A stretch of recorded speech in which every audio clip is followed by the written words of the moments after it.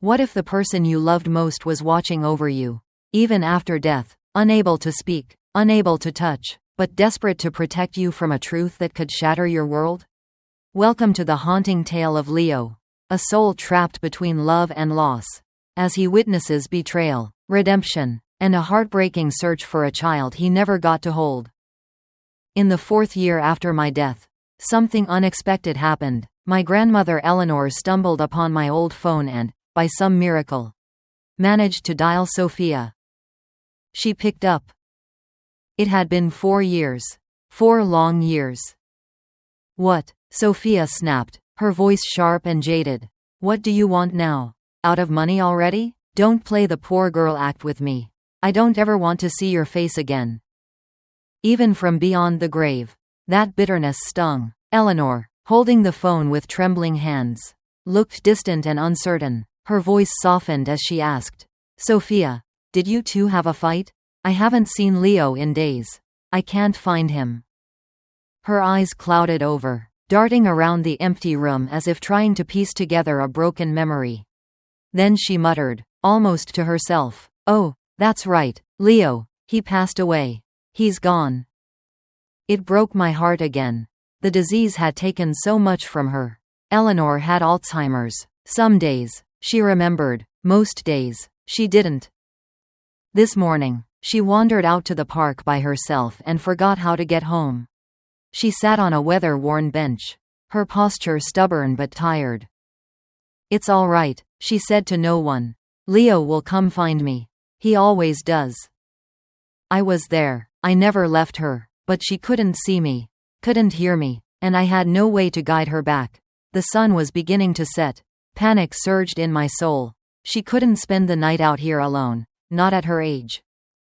I watched her glance around, noticing fewer people in the park. At last, she stood and walked unsteadily toward a stranger, gently grabbing their arm. Excuse me, she asked, have you seen my grandson, Leo? I prayed they'd take her seriously. If someone helped her get to the police, she'd be safely escorted home. But fate played a cruel joke. The woman Eleanor stopped didn't care enough to answer kindly. She muttered something under her breath, something venomous. She probably cheated on him. No wonder he left. Even in death, I could feel the slap of her words. 4 years gone, and Sophia still resented me. Eleanor, confused but delighted to see Sophia in the distance, smiled warmly. Sophia, dear, it's been so long. Haven't had my dumplings in a while. Huh? Tomorrow's your birthday. Come by. I'll make your favorite. You and Leo need to spend some time together. He's been working too hard lately. She was stuck in the past, on that one beautiful day. The day I was supposed to surprise Sophia with her birthday gift. The day everything changed. Sophia frowned, bitterness lacing her words. Eleanor, stop. Leo and I broke up. He didn't buy that gift for me. He probably bought it for someone else. Broke up? Eleanor looked shocked. But, Leo never said anything. Sophia, don't be mad. When he gets home, I'll scold him for you. Her frown was adorably fierce. I wanted to reach out and hug her, to tell her not to worry, but my hands passed through her like smoke.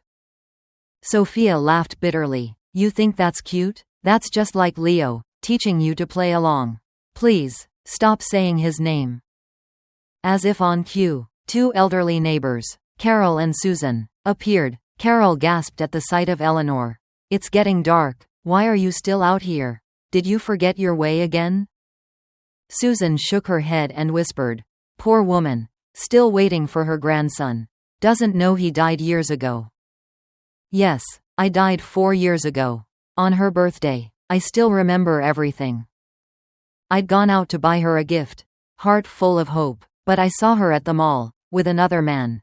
I froze. Then came a message from an anonymous account, a photo of a man in a hotel bed, shirtless, next to a familiar brooch. My brooch, the one I had designed and given to her. It wasn't expensive, but it meant everything. She once said it was the symbol of our love. She wore it to meetings, to parties, proudly, and now, it lay discarded on another man's nightstand. That moment shattered everything. When Carol mentioned my death aloud, I saw Sophia's face go pale. "What did you say?" she asked, voice trembling. "Leo is dead? You're lying. He told you to say that, didn't he? He's just trying to mess with me again." The aunts stared, stunned. Who is she? Is she mentally unstable?"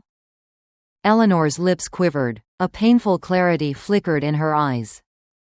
"Yes," she said at last, almost inaudibly. "Leo is gone." Sophia stood there in a daze. It was almost funny, how stunned she looked. And like a lost spirit, my wandering soul followed behind the two aunts carrying Eleanor, drifting quietly back to the house we once shared. Even when Eleanor finally stepped inside, I was relieved that Sophia didn't follow. Maybe it was because she'd remembered I was dead. Eleanor was devastated. She sat alone on the couch, a frail old lady with trembling hands. Her fingers brushed over my photograph as she wept. "You were so young," she whispered through sobs. "Why did you have to leave before Eleanor?" I drifted toward her, wanting so badly to wipe her tears. But my hand passed through her face, empty. Useless. I could only cry with her. Powerless. "Eleanor, I didn't leave," I said, though she couldn't hear me. "I'm right here." Just then, the doorbell rang, and through the silence came Sophia's voice. "Eleanor, it's me." "Sophia." Panic surged in me. "No, she can't come in. If she does, if she sees what's left of me, I don't even want to imagine what could happen." Eleanor moved slowly, still dazed by grief. The doorbell rang again, louder this time. Sophia's voice became more insistent. "Eleanor, let me in. Leo just tricked me, didn't he? He couldn't have died. He just wanted me here. I'm here now." "Leo, what are you trying to prove? Open the damn door." She rang the bell again, furious. I felt a surge of rage. This wasn't the Sophia I knew. She used to speak gently, like Eleanor and I always did. But now, she was yelling, banging on the door like a madwoman. I flew to the door, trying to stop her, but I was just a ghost. Even my anger passed through the wood like a breeze. I wanted to scream. Instead, I cried. But even then, the tears weren't real. I didn't even get the satisfaction of weeping properly. "Go away," I shouted into the silence. "Just leave and never come back." My voice, my soul, shook with fury. And then, a loud crash echoed inside the house. I panicked and rushed back in. Eleanor was still in her chair, unharmed, but the picture frame I loved had fallen to the ground. She looked like she'd just woken from a dream. Slowly, she bent down and picked it up. She held it carefully and wiped the photo, my photo, with her sleeve. "This was Leo's favorite picture," she murmured. "Thank God it didn't break." "Yes, it was my favorite. Sophia took that picture of me. But now, the one I love most is the photo Eleanor's holding. The one with both of us together." Then Eleanor stood abruptly, cradling the frame. She gently returned it to its place on the shelf. A soft smile lit her face. I sniffled, unsure whether her smile was a sign of healing or something more troubling. Lately, her memory had been fading fast. Maybe she'd forgotten I was gone. The doorbell rang again. "I'm coming," Eleanor called out sweetly. She shuffled to the door. When she opened it, Sophia's furious face filled the doorway. Without a word of greeting, Sophia's eyes scanned the room. I could feel it. She was looking for me. Eleanor, always tidy, had kept the house spotless.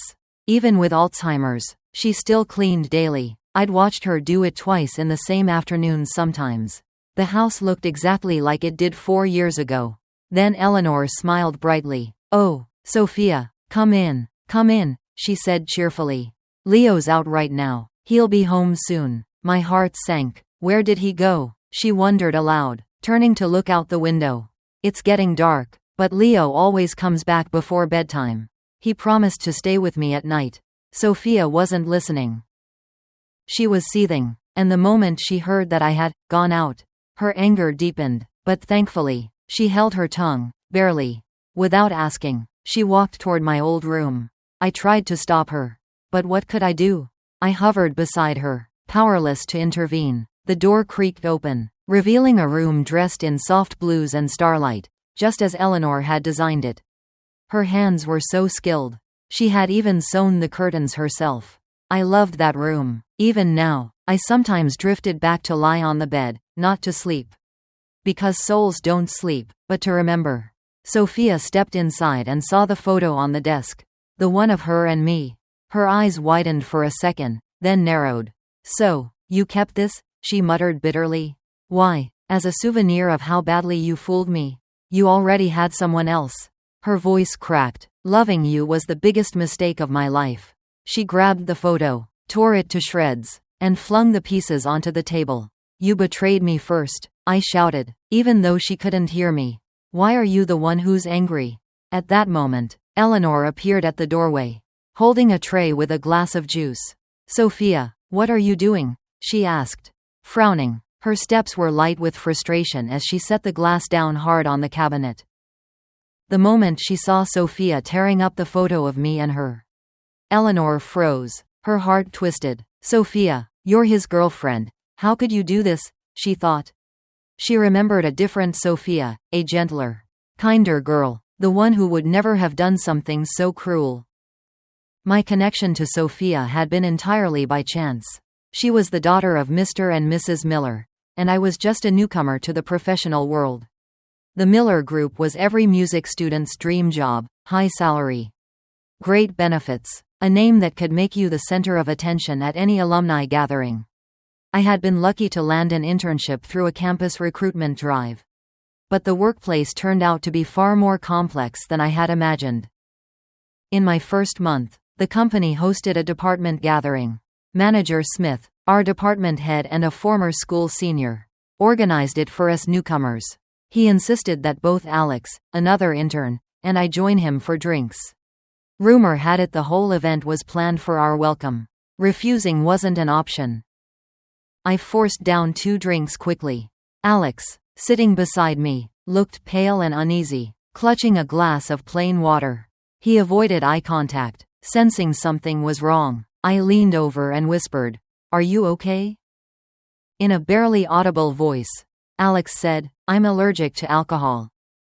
Manager Smith approached us, holding his drink high. "A new hire has to drink at least 1 cup," he declared. Alex, clearly uncomfortable, tried to explain. "I'm sorry, Manager Smith, I really can't, I'm allergic." Smith laughed it off. "I'm allergic too, but a little won't kill you. In this world, you've got to learn to handle your liquor, Alex." The atmosphere turned tense. People were laughing, clinking glasses, unaware, or uncaring, of the pressure building. I don't know where I found the courage, but I stood up. "Manager Smith," I said, "he really can't drink. If it's that important, I'll drink for him." I downed 6 cups in rapid succession. My head spun. Eventually, I collapsed onto the sofa, dizzy and nauseous. When I opened my eyes, Sophia was sitting beside me, calm and quiet. Despite her aloofness, she looked mesmerizing. Maybe she was tipsy too. I stared at her, bold and dazed. She looked back, equally curious, holding a drink in her hand. There was a strange connection, tender, electric, even in my drunken state. I thought, how could someone be this beautiful? But then it turned into a nightmare. I found myself pinned against the bathroom wall. Everything was spinning. My mind was foggy, but I could see Manager Smith standing over me, reaching for my pants. The shock sobered me slightly. I struggled. "Senior, what are you doing?" Gone was the charismatic mentor. In his place was a man with predatory eyes. "What am I doing? I'm showing you how much I like you. Leo," he sneered. "You're handsome, irresistible. Stick with me and I'll hand you the next big project. You'll be team leader before the year's over." He leaned in, trying to kiss me. I fought back, desperate. "Let me go, Manager Smith. This is wrong. You're breaking the law." My voice was barely audible over the noise outside. Just when I thought no one would hear me, the room fell silent, and then the bathroom door flew open with a bang. A silhouette appeared in the doorway. It was Sophia.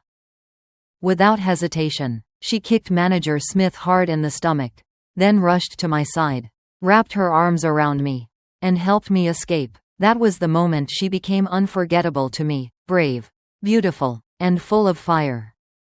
Now, standing in front of Eleanor. Sophia's face was cold, her expression unreadable. She clenched her fists and began sweeping the torn photos off the table. Eleanor, I'm not his girlfriend anymore. We broke up a long time ago. He betrayed me. Eleanor stiffened. It took her a moment to respond. Leo would never betray you, she said, voice trembling. Every time he talks about you, his eyes light up. He remembers everything. What you like to eat. Your favorite songs. He can't even cook, but he tried anyway. Sophia's phone buzzed, interrupting her.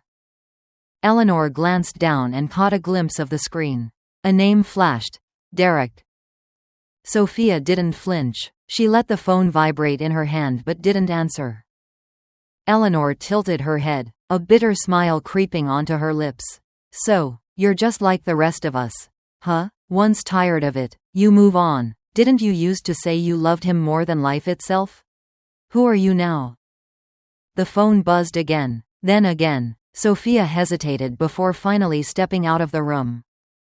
Curiosity got the better of me. I followed her.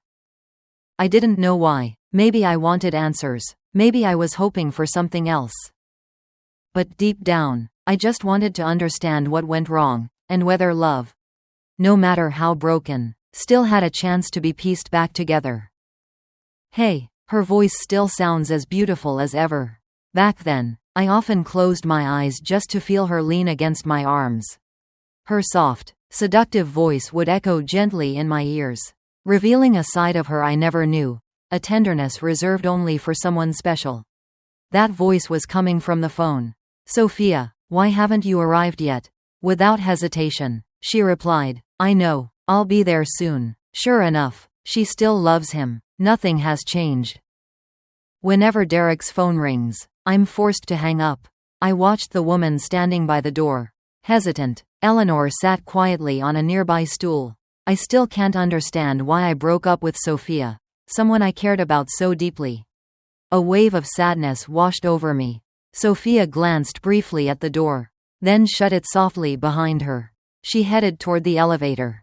Just as she reached it, I wanted to go back to keep Eleanor company. But then I noticed her pull something from her pocket. Isn't that my phone? That damn thief. When did she steal it? After I died, Eleanor had been using that phone to check the time. I was furious. I reached out through her body as the elevator doors slid open.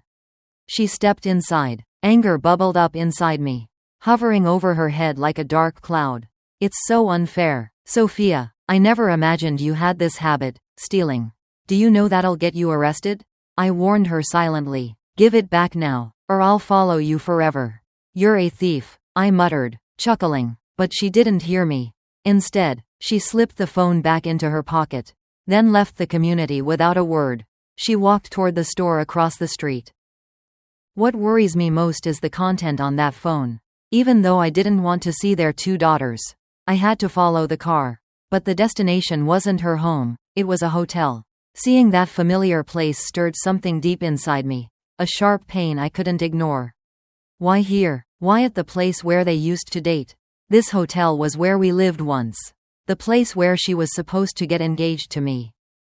When she got out of the car, I called out loudly, Sophia, can't you change the place where you used to date? Floating inside with her, I realized they weren't dating, they were engaged. Derek was dressed in a suit, looking like a prince straight out of a fairy tale. Fairy tales are lies. The princess and the prince belong to each other. Derek welcomed her with a happy smile. Sophia, where have you been? I couldn't find you anywhere. His voice was soft and warm, as if nothing had changed. He reached out to take Sophia's arm. After all these years, and though I'm no longer human, I tried to be optimistic. But when I saw them kiss, my heart burned with jealousy and pain. I don't know if Sophia meant to do it. When Derek tried to hold her hand, she slipped away and walked toward Mr. and Mrs. Miller. Dad, Mom, she greeted, but Derek's hand hung empty. A flicker of bitterness passed through his eyes before he quickly masked it. Suddenly, he glanced toward me, his jaw clenched. Leo, this is all your fault. You've been haunting me for years. I was stunned. Could Derek see me? I waved my hand in front of him, thankfully. He didn't notice. Derek took a deep breath to calm down, then smiled again and turned toward Mr. and Mrs. Miller. Sophia. She turned and walked over but said, "The guests haven't arrived yet. I'm going to the bathroom. You stay here with Mom and Dad." Mom and Dad smiled, and Derek's eyes crinkled with warmth. "Okay," he whispered.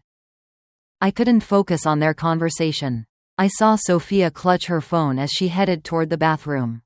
She didn't really want to go there. Sure enough, she slipped to a quiet corner, took out her phone, and pressed the power button. My heart pounded. I knew I couldn't grab the phone back. I clenched my fists, eyes tightly shut, watching her every move. The screen flickered to life, then went black again. She tried once more. Nothing. It had been a week since Eleanor last charged it. The phone must be broken. Still, Sophia dialed a number. Ashley. "Come out." Ashley, her assistant, answered and soon appeared. Sophia handed her the phone. "Fix this as soon as possible," she said, "and check for any news about Leo." Ashley's eyes flickered with confusion. But she remembered. It had been 4 years. 4 years. Sophia just wanted to check up on me. But I'm dead. I started to imagine. Maybe she should be happy. The man she hated, the one she never wanted to see, is finally gone. Suddenly, Mr. and Mrs. Miller found Sophia. The hotel buzzed with guests, all witnesses to their happiness. I once dreamed of this moment. It's a shame I never got to see it. Sophia was called to the stage by the host. She began her speech. I floated right in front of her, silent, invisible, watching the life that should have been mine. She was restless, her eyebrows always slightly furrowed. I couldn't stand it. I leaned close to her ear and whispered, "Sophia, you're a tender-hearted soul. You got what you wished for. So what are you still unsatisfied with?" But Sophia couldn't hear me. Her gaze was fixed on the door. I tried to follow her eyes, but I couldn't understand what she was waiting for. Was she waiting for Ashley to come back and tell her I was dead? Even if she knew, so what? Suddenly, the host handed the microphone to Sophia and asked, "Miss Sophia, are you ready to marry Mr. Derek today?" The room fell completely silent. Everyone's eyes locked on Sophia, and I watched her lips move. I glanced over at Derek standing next to her. She was about to answer when her phone vibrated. "I'm sorry," she said, answering the call. The line connected. I floated closer and heard Ashley's voice clearly on the other end. "Miss Sophia. Mr. Leo may have died 4 years ago." Ashley's tone was low, almost a whisper only Sophia and I could hear. 4 years ago, there was a crash. Evidence suggests the victim could have been Mr. Leo. But after a half-month search, the police found nothing. Plus, Mr. Leo's only relative is an elderly woman named Eleanor. So they eventually gave up. Sophia's face flushed red. She shook her left hand and pressed a button on her phone. I opened the message Ashley sent her. A report about someone falling into the sea 4 years ago. It was vague, but the date matched my disappearance perfectly. If you looked closely, you could tell it was me. I moved closer and gently blew her hair back, my voice hoarse. I said, "See, they all say I'm dead. And yet, you still don't believe it. Sophia, Sophia, why are you still the same as before? No matter what I say, you won't believe me." The moment I finished speaking, Sophia suddenly vomited blood, splattering it across the red carpet. She vanished in an instant. Panic erupted around the room. Derek looked shocked, unable to move. Sophia, bleeding and falling straight down, collapsed to the floor. "Help!" I shouted. I rushed to her side, but my hand passed right through her. Several people reacted quickly, carrying Sophia out. They rushed her to the hospital. I didn't know what to do next. All I could do was jump into the car and watch her. "Sophia, didn't you say I was dead and you wouldn't look at me anymore?" When Sophia woke up, I was floating in the quiet hospital room, bored and restless. The VIP ward was different from the regular ones, spacious enough that I could even spin around a few times. As soon as she opened her eyes, Mr. and Mrs. Miller entered, followed by Derek. "Sophia, what's wrong? Are you just tired from work?" Mrs. Miller asked gently. Sophia smiled weakly. Mom, I'm fine. Could you please leave? I want to rest alone for a while. Derek started to say something but ended up leaving with Mr. and Mrs. Miller. The room grew silent. Suddenly, Sophia threw off the covers and headed to the bathroom. I wanted to follow but felt uneasy. Then I heard strange sounds coming from inside. Curious, I floated in and found Sophia with red, tear-filled eyes. Though she tried to hold back, her tears flowed uncontrollably. Finally, she choked and vomited again. I knew that bitter feeling. When grief is so deep, it physically consumes you. Sophia, so you know I'm dead. You're not happy about it, are you? After washing her face, she dragged herself back to bed. I don't know why, but I fell asleep lying beside her. I was awakened by Derek's voice. His tone was gentle as he asked her questions. She answered quietly. Then Ashley arrived. Sophia asked Ashley where she had been, and I realized she was trying to find out the truth about that car accident years ago. When Derek heard this, a flicker of panic flashed across his eyes, just for a moment. But I saw it clearly. I don't remember much about my death in the sea. It feels distant. Like a ghost story. I only recently recalled the moments with Sophia. Sophia and Ashley left the room, and I noticed Derek hurriedly dialing a number. Something about it felt off. I followed them out silently. Did you handle what I asked? Derek's voice was sharp. I know it's been 4 years. But you also know once Sophia starts investigating, there's no stopping her. Are you sure you didn't slip up? What's happening now? All these years, I tried to stop anyone from learning the truth about the dead man. But she found out anyway. I realized the dead man Derek referred to was me.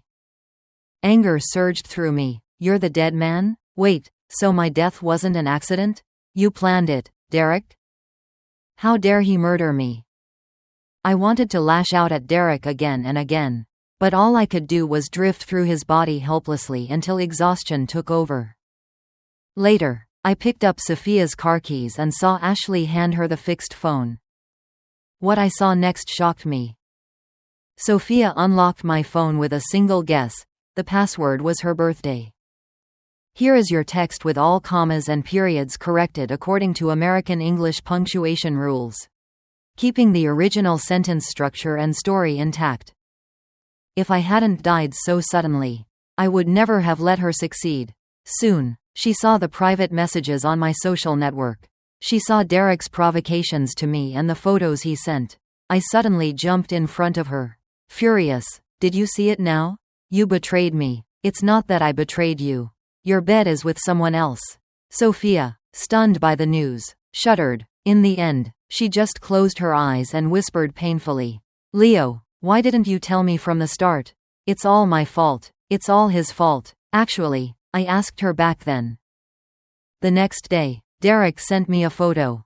I went straight to his office and asked Sophia, did you go to bed with Derek? But Sophia suddenly smiled coldly, as if she had changed. So what? Leo, who are you to me? Why should I report everything to you? Don't think I don't know what you've been doing behind my back. Listen to me. I, Sophia, have never loved you. He told me yesterday that he loved me. Today, he denies everything. I watched everything unfold and couldn't believe my ears. Later, Derek looked at me with a smirk. Leo, let me tell you the truth. You're just a substitute for Sophia. Now, I'm back as her boyfriend. You'd better stay away from this substitute. I remember a few days ago. She leaned on me and whispered, Leo, you weren't honest at all last night. I'm yours. You have to be responsible for me. Now think about it. In fact, we did have some sweet moments. The car soon arrived at the destination. After Sophia got out, she walked straight to the trunk and pulled out a set of diving gear. Ashley was shocked by her actions. But it was too late to say anything. Sophia had already found a place to prepare. After diving for a month, she plunged into the sea. I followed her into the water. The sea was deep. The deeper it got, the darker it became. Only Ashley's anxious voice echoed in my mind. Miss Sophia, The most professional diving team we invited is arriving soon. Wait a minute, even though I'm just a spirit now, I still felt a little scared. This time, she stayed underwater for a long time. The oxygen was running out, but she refused to come up. Ashley urged her over the communication device. Miss Sophia, the oxygen is almost gone. You'd better come up or you'll die.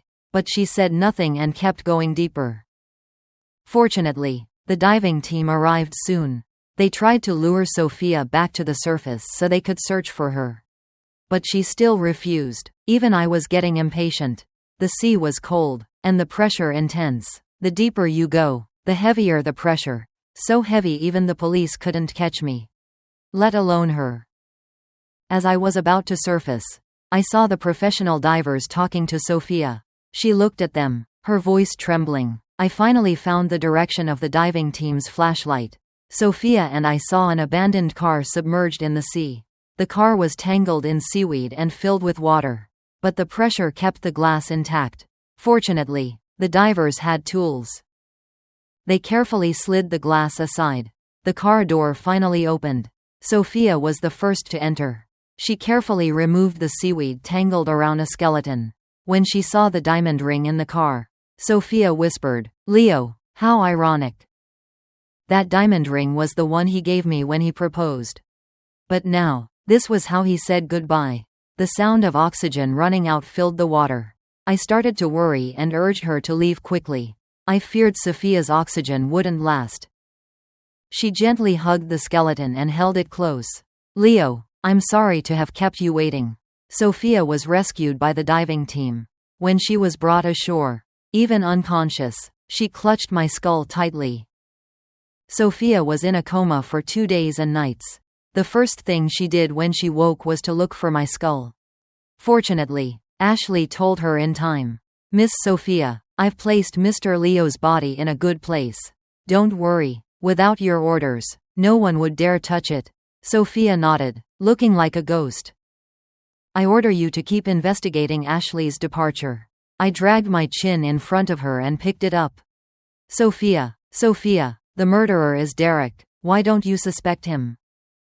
What did Sophia think as she lay there? Slowly, she got out of bed and walked out of the VIP ward step by step. There were few people around. Outside, she heard Derek's voice on the phone. "If she finds out, I can't escape, and you can't live. Everyone involved with that man has been dealt with." I knew Derek's days were numbered. Sure enough, Sophia's red eyes suddenly glowed with a hunger to tear Derek apart. Derek seemed scared over the phone. "Sophia," his voice cut off. Sophia's eyes narrowed suspiciously. The bodyguard next to her grabbed Derek, pinching his neck stubbornly and pushing him against the wall.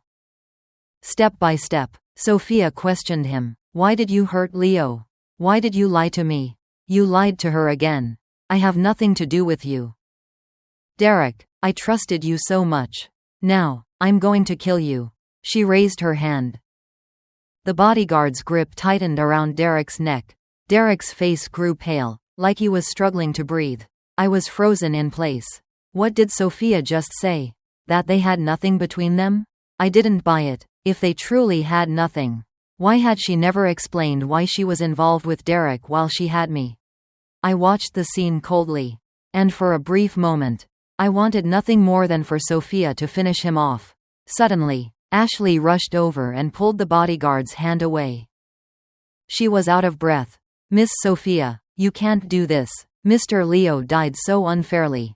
If you kill the culprit outright, it won't be easy on you." Sophia held herself tight, waving her hand again. Derek gasped, suffocating. His body went rigid. Then he started coughing violently. When the coughing stopped, tears streamed down his face as he cried out pitifully. "Sophia, I'm sorry. Please forgive me. I was confused. It's my fault. I loved you too much.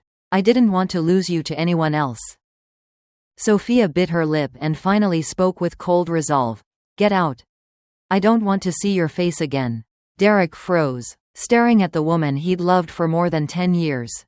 "I'll let Ashley gather all the evidence you've accused me of. The murder of Leo. You'll spend the rest of your life in prison. Get out." Derek, terrified, fled the room. I thought I'd feel angry too.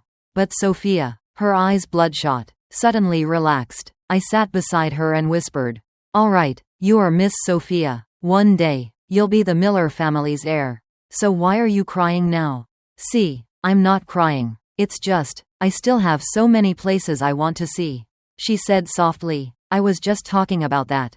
"Then listen to me," I said. "You should go out too. You have to do what I told you. No matter what it takes. Hire the best lawyer. Make sure Derek pays for everything." Ashley shouted from across the room. "Sophia," she smiled bitterly, eyes red. "Leo, I'm sorry. I misunderstood you. You said Derek wasn't a good man.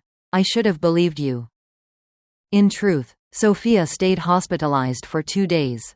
I went home to visit Eleanor, the elderly woman. She seemed well, surrounded by friends like Aunt Carol and Aunt Susan, both toothless old ladies who chatted happily. The mood was light until someone mentioned grandchildren.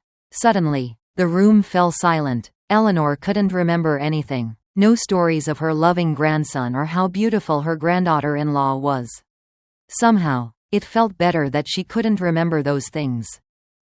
When I returned to the hospital, Sophia was packing. She placed her phone on the bed, slipped off her clothes, then grabbed my phone and a letter from somewhere. She moved carefully, avoiding the hospital's cameras, and headed to the second-floor garage. I didn't know what she was planning, but something felt wrong. I saw her sitting behind the wheel, expressionless. I hurried inside, shouting, "Sophia, where are you going? Why didn't you bring your phone or any valuables?" She didn't hear me. She just pressed the accelerator. My heart raced as she drove toward the Yellow Sea Highway. Even with my favorite song playing, my anxiety didn't fade. Was this crazy woman planning to have an affair? Just as I feared she might drive into the sea, she stopped the car. I felt my chest stop pounding. I took a deep breath. "Stupid woman, you scared me half to death. I thought you were going to jump." Sophia closed her eyes and breathed deeply. Then she pulled out a lighter and set fire to the envelope on the driver's seat. "Leo, I'm sorry. Leo, are you out there? If there's really a soul in this world, I beg you to take my letter." The flames flickered, and slowly the letter appeared in my hand. It was written in English. "Leo, I'm sorry to speak to you this way, but I honestly don't know what else to do. I've been so foolish. You've been gone for 4 years. But I kept hoping you were still alive. I was stupid not to see it until now. Derek tricked me with just a few photos. He easily fooled me. I didn't even know he secretly sent you those messages and pictures. Leo, I swear I never touched him. I only ever had you, and you were never anyone's substitute. You were always just you. I remember you once asked why I chose you. When did I start thinking about it? I'll tell you now. It was at that party. You couldn't even protect yourself. Yet you still protected others. It was so foolish and so sweet that I was moved. Do you know, Leo? I found your account on your phone. It's where you recorded everything about us, the first time we dated. Our first kiss, our first, Leo, moment. Eleanor was right. You are a kind and gentle soul. I let you down. I saw the last sentence you wrote on the social app, Sophia. If I die, will you die with me? Now I can tell you, I can. Leo, wait for me, okay? Number 1 is where I keep my diary. It's all here, just a few hundred words. I read the letter for what felt like an eternity. Suddenly, I heard Sophia pressing down hard on the gas pedal. The car's front was facing the vast sea, and she was speeding toward it. I knew what she was about to do. Sophia, are you crazy? I shouted inside my head. I don't want you to die. You live for me. Can you hear me? But she didn't hear my scream. The car was heading straight for the ocean. Memories began to flood my mind, taking me back to the day I fell into the sea. Countless waves crashed over me, burning my nose, throat, and lungs. Death itself isn't frightening. The terrifying part is the slow process leading up to it. I saw seawater flooding the car, and without thinking, I jumped into the sea. I knew jumping wouldn't help, but I still did it. I watched Sophia close her eyes. Calm and peaceful, I sank deeper and deeper with her into the endless depths. Just as I was about to lose consciousness, I heard a voice behind me. Leo, is that really you? I turned around and saw Sophia floating outside the car window. The Sophia inside the car remained motionless. Her eyes shut tight. I realized the one outside was her soul. It was me. Sophia looked at me with a smile filled with happiness. She asked softly, "Leo, can you take me away? Please take me away." Of course. I shook my head. "No, you can't die. Sophia, you have to hold on. Someone is coming to save you." But she whispered back, "Sophia, I'm dead. I can't take care of Eleanor anymore. If you survive, please take care of her for me. Okay? She's the only thing I care about in this world." Her words stunned me. Besides Eleanor, there was someone else I missed deeply, someone important I couldn't quite remember. Sophia smiled sadly and asked, "What about me?" I wanted to tell her, "Sophia, you'll have someone who loves you. And you'll love someone in return. It's time to start your life again." Then I heard a faint voice calling. And suddenly an invisible force pulled Sophia back. Someone had found her before she could disappear beneath the waves. She was saved. When she was pulled from the sea, I smiled and waved at her silently. "Please take care of Eleanor. I'll do my best to keep her memory beautiful." When Sophia woke up, I was still by her side. Her eyes opened slowly, red and raw, but she couldn't speak because of the oxygen tube. I glanced at Ashley, who understood immediately. I zoomed in on my phone and raised Sophia's hand. She typed, "Eleanor." She still remembered her promise to take care of Eleanor. Ashley's eyes welled with tears of regret. What good is regret now? I thought. I'm already gone. I sat quietly beside Sophia, looking at her sad and fragile face. Part of me wanted to laugh at her for choosing the wrong man.